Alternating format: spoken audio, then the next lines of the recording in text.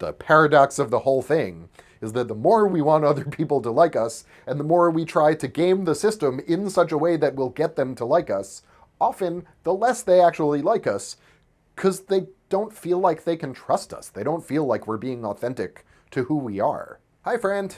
Welcome to the good world. 1, 2, 3. So come on in to a place that is fun. I'll be your friend and you can be mine. The world is a stream of constant bullshit, but that doesn't mean there's not a whole lot of good shit. You start with the mean and we can make something different. Let's build a world that is good.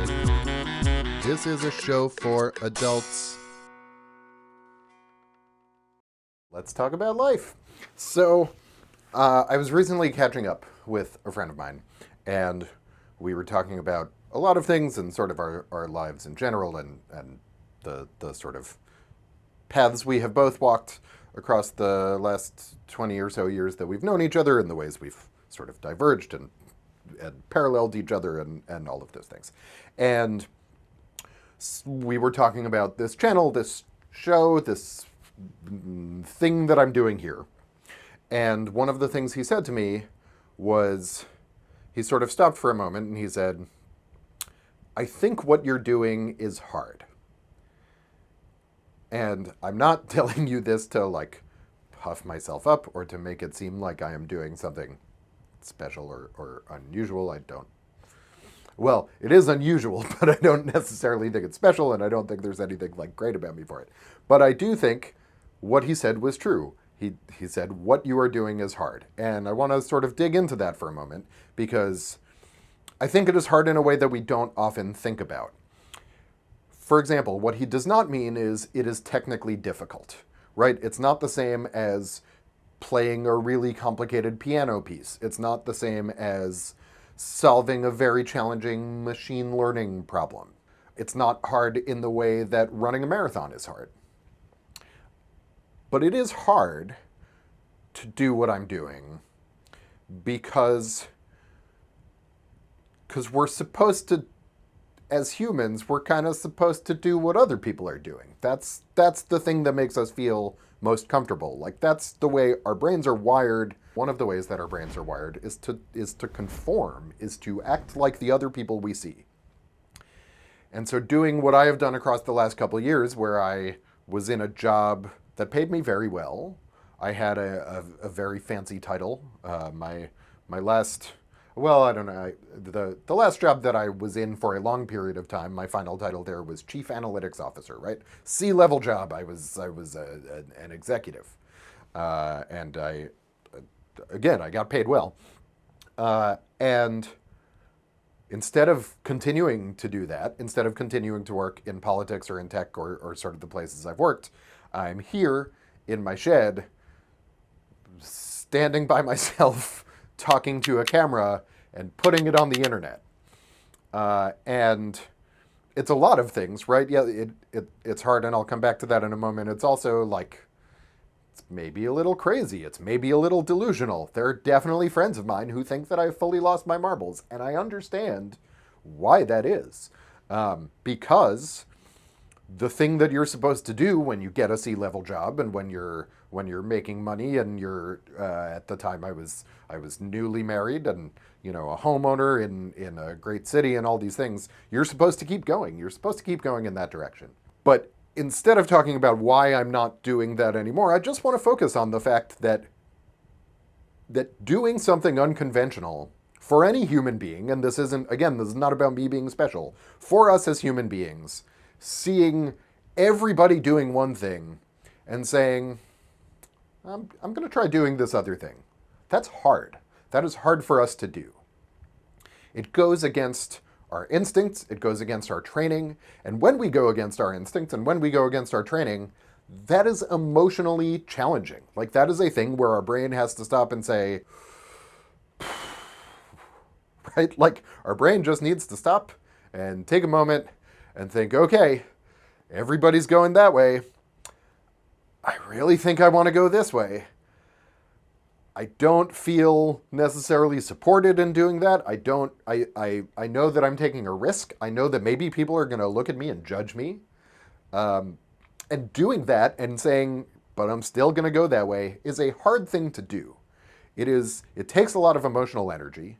And it doesn't just take emotional energy. I mean, for me, I also talk a decent amount on here about how the economic resources that I have available, both through family wealth, and Susie is also now a fancy tech executive, and so I have those financial resources available to me, and I have a very supportive wife. I have a very supportive dad.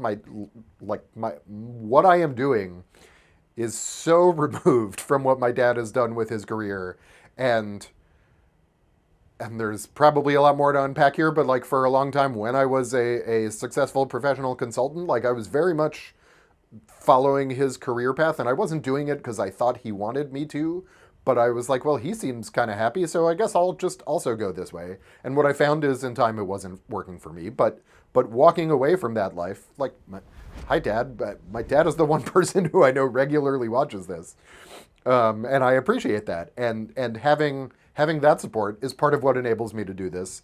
I have had to take a lot of time to work on myself, and I spend a lot of time meditating and just sort of, these days, being out in nature. I spend a lot of time with the dog. I have set aside a lot of the things that I ordinarily would work on, and that is specifically because there is a lot of emotional energy required just to walk into this little room here outside my house and stand in front of a camera and do something that is going to invite judgment, is going to invite ridicule, is going to invite, even if people respond to it positively, like putting yourself out there in a way that other people will evaluate is not, it's not great. Like it is very baked into our world and our society and our system that there's a lot of time that we all kind of have to spend subjecting ourselves to the evaluation of others, but it's not a great feeling. When it goes well, it can be really validating, but often it doesn't. And before you know that it's going to go well, it's really scary. And it is really emotionally draining. And I'm doing it because it matters to me, and I'm doing it because I can, as I just talked about, right? There are a lot of reasons that I'm doing it. But again, I just want to focus on the fact that doing something that is different from what other people expect of you, and this goes far beyond me, is a hard thing to do. It is an emotionally challenging thing to do, and it is generally so much easier, emotionally and mentally. And it is so much easier for us to just go along. Most of us spend most of our time just going along. And the fact that I am not just spending my time going along, first off, it took me almost 40 years to get here. And second, again, a lot of resources that go into it. It's not anything special about me. It is something special about the position that I happen to have been put in. But that's winning a lottery. That's not being great. And there's another piece that goes with this that I also want to talk about, which is, so I've gotten to this point in my life, right, where I'm just like, well, I'm going to do this, and a lot of my friends really don't get it, and some of my friends think I've lost my mind, and like maybe they're prepared to sit me down and say, hey, we think you've lost your mind. Like, I know my friends are worried about me. Also, hey friends, if you're watching this, I understand. I appreciate it. I don't think you need to worry about me. I do think if I had lost my mind, I would be having very different conversations with my therapist and with my wife than the ones I have. So I think probably it's okay, but I appreciate the concern. But again, this is something I've come to really in the last few years, and when I was much younger, I think I've talked about this before, but I was an actor for a very long time as a teenager, and then through high school and into college, and for a long time, I thought that I was going to become a professional actor. That was my goal, my dream. And a big part of what drove that for me is that I was so desperate for people to like me. And I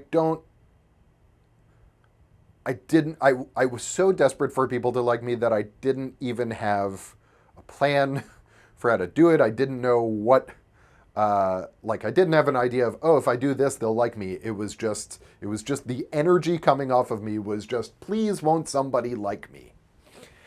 And I don't think that's just me. It's also, I want to be clear, that hasn't gone away. I still really like to be liked. Like, there's a reason that this show is a lot of me making jokes and sort of trying to be disarming, because that is my personality style. Because, haha, I want people to like me. And often they do, which is nice, and which is not a thing that everyone gets to experience, but that's also like almost 40 years of training, and training my brain to sort of, without even trying, to do things that will disarm and charm people. And I don't, those are skills that can be used maliciously, right? And I try not to. I try really hard not to. And I try to be conscious of it. I certainly have done that in the past. I do a lot less of it now. I'm sure I slip sometimes. But all I wanted for so long was just for people to like me. So let's just sit with that for a moment and think about what we do just to get people to like us. We'll be right back. Please like and subscribe. Please like and subscribe. Please like and subscribe. Please like and subscribe. Please like and subscribe. Hi, welcome back. So I started off by talking about how doing what I'm trying to do out here in my shed is hard to do. Again, not technically difficult, but just emotionally and mentally draining to sort of do something that is different from expectations of my friends, of people I love, people I respect, people I don't know. Also, right, I am defying a lot of expectations in doing this, and that is an emotionally challenging thing, and that connects very much to the fact that I've spent my entire life just wanting people to like me. And a thing that I often say when talking about my younger self, especially my college-age self, so when people who knew me in college will remember that, like, I wore a fedora, and I had a crazy electric scooter, and I was constantly doing wacky things. And the way that I often talk about it is I didn't understand the distinction between good attention and bad attention. I just wanted attention. I was just so desperate for validation all the time. And again, in some sense, I still am, although it's a different kind of validation to be alone in a shed putting your thoughts online than it is to be on a stage in front of a room of people soaking in applause. In college, I decided at a certain point to stop acting because I sort of looked at it and I said, well, I think I'm just doing this because it makes it feel like people like me, and I don't think it's actually getting there. Like, the problem actually wasn't that the pursuit itself was feeling hollow, it was that the validation felt hollow, right? Like, it was that the applause I was getting felt kind of obligatory, and it certainly didn't feel like authentic love. And that was the thing that I was really seeking. And so I left that behind, and then I was like, okay, well, what am I supposed to do? I guess I want to make a difference in the world. So I decided to go work in politics, and I learned about data, and I did a whole bunch of stuff. And I went and I had a professional career, and I got a fancy degree, and I did all of these things. And in retrospect, that was because I wanted people to like me. It was just, all I changed was the way in which I was seeking approval from other people. I didn't change the fact that I was. And again, I'm kind of doing that now too, but I'm trying to also do something that is not just about the approval. We'll sort of get to that in a moment. But something that's really hard about constantly chasing other people's approval is that actually people don't respond very well to that, right? If you meet someone for the first time, how many times in your life have you met someone and thought to yourself, yeah, they're fine, but it just feels like they're trying really hard, right? It just feels like they want me to like them so much, and that makes me uncomfortable. Isn't that a thing? I am certain I'm not the only one. I have been on both ends of that exchange. You probably have too. Right? But that's the sort of double bind, the catch-22, the paradox of the whole thing, is that the more we want other people to like us, and the more we try to game the system in such a way that will get them to like us, often the less they actually like us, because they don't feel like they can trust us. They don't feel like we're being authentic to who we are. And so a big part of my making this decision across the last couple of years to leave my career behind, to go to seminary, which I've mentioned this before, but is like a strange choice if you're someone who thinks there maybe isn't a God at all, and even if there is a God, it's certainly not a God that fits within the parameters of any existing religion. Maybe all of them, but certainly not any one of them. The reason I've done that, the reason I left my fancy career, the reason I'm standing here making these videos in this shed, is because I've come to realize that after almost 40 years of walking around this earth and meeting people and seeing places and living a life of extraordinary privilege, I've formed a perspective. Like, I've just thought a lot about a lot of things, and the things that I think about things are not things that I often hear. And so I'm just like, well, this is who I am. This is what I think. I'm just going to go with that. And that really runs counter to the part of my instinct that says, like me, please, somebody like me, right? Like, that's, if all I'm doing is trying to get people to like me, then I'm just kind of a hollow shell. I'm candy. And that's not necessarily an insult. I love candy. There's probably a lot there that I can pick apart with my therapist, right? That I really enjoy this sort of quick hit, shallow jolt of candy that is not good for me in the long run. And that also I've spent so much of my life trying to get people to like me, and the effort that I have put into that has often actually led to some distance between me and other people. And the people I've gotten closest with, from my friends to my wife, are people who I let in, people who I open myself up to and really engage with, knowing that they are human beings having their experience, and I'm also a human being having my experience. I've just kind of sat with that for a while and realized that trying to get people to like me, trying to do the things that I think I'm supposed to do, getting stuck in these patterns where I'm going along to get along, are really A, unhealthy for the entire time that I'm doing them, and B, counterproductive. They don't even get me where I think they're going to get me. So it's unpleasant the whole way, and then the destination also kind of sucks.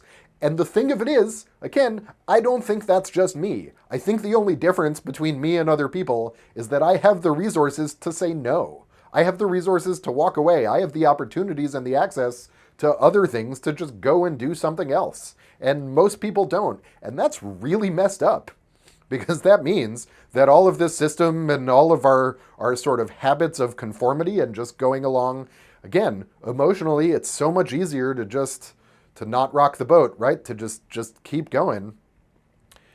And that means that to rock the boat takes resources. It takes an emotional reserve. It takes an economic reserve. It takes support. And so what that means to me is that there's nothing special about me other than the fact that I have these resources. And it actually means that we are losing out on so much by not creating that same opportunity for everyone.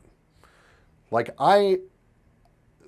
there's enough collective wealth that we could get everyone, if not exactly to where I am economically, then certainly to a point where they are safe and they are comfortable and they feel free to say, you know what, actually, instead of doing that thing that everyone expects me to do, instead of walking in that line over there, I'm gonna try going this way. And if you think about it, if you think of all of us stranded on an island together, imagine all of humanity were sort of put into a big bag, right? Just like a big burlap sack. And we're just placed in the middle of an island. The sack drops down around us and we're just like, crap, we're all in an island. And we need to find water, right? We need to find food. We need to find resources. Now imagine we're all there on this island, and one person gets up and starts walking that way. And another person gets up and starts walking that way. And another person walks that way. Pretty soon, all the people are walking that way. What if the water's over there? This is what happens through our system that encourages conformity and that denies people the resources and the safety and the support to go and find their own thing. Because maybe there's a whole fresh lake. Maybe there's just an endless garden of wonder right over that way. And we don't know, because anytime someone steps out of line, we're like, hey, you're stepping out of line. I think maybe you're crazy. What is crazy about seeing everyone going the same way, a lot of them being very unhappy and saying, I want something else? There's nothing actually crazy about that.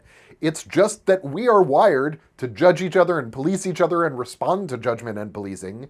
And it's just easier. It's easier to go along. But if you can build that reserve, if you can build those resources, and if you can help other people get that reserve and those resources, there's no telling what we can do. We can find amazing things in this world. And the only thing that's keeping us from doing it is our desire to push everyone into doing the same thing that is already making us miserable, because that way we don't have to feel as bad about it. If we're miserable and other people are unhappy too, well, hey, they're doing the same thing as us. We don't have to think about the road not taken. The resources, economic, emotional, etc., those are the things that are necessary to do this, but there is also an internal part, right? There's external support and there's internal support. And what I have come to find through the practice of meditation and just exploring, honestly, exploring the world around me, exploring my own mind, through that process, I have come to find emotional support for myself. I have come to find the resources inside myself to believe in what I'm doing, no matter how much the people outside are going to say, hey, are you sure you're not going crazy? Because everyone's looking for water over here, and you seem to think that maybe there's a lake over there, but no one's going over there. It's not just about finding resources within, but it's also not just about getting resources from without. It's really both. And there's only one of those things that any of us can individually control. And so what I'm trying to do here is sort of make arguments that will hopefully nudge us collectively in a direction where we give everyone those resources. But I also want to encourage you as a listener or viewer, however you're taking this content in, to look inside yourself and to stop running and to just see who you are. Because all of us have that little, it's like the M&M candy-coated shell, right? All of us have that veneer of like me, please like me. And I don't want to rock the boat and all of that. And a lot of us come by that very honestly, right? When we have rocked the boat, maybe we've been punished in really horrible ways. Maybe a lot of us have just been punished for being who we are, for looking a certain way, or practicing a certain religion, and that's also awful. And so I'm not trying to say like, hey, it's your fault if those things are true.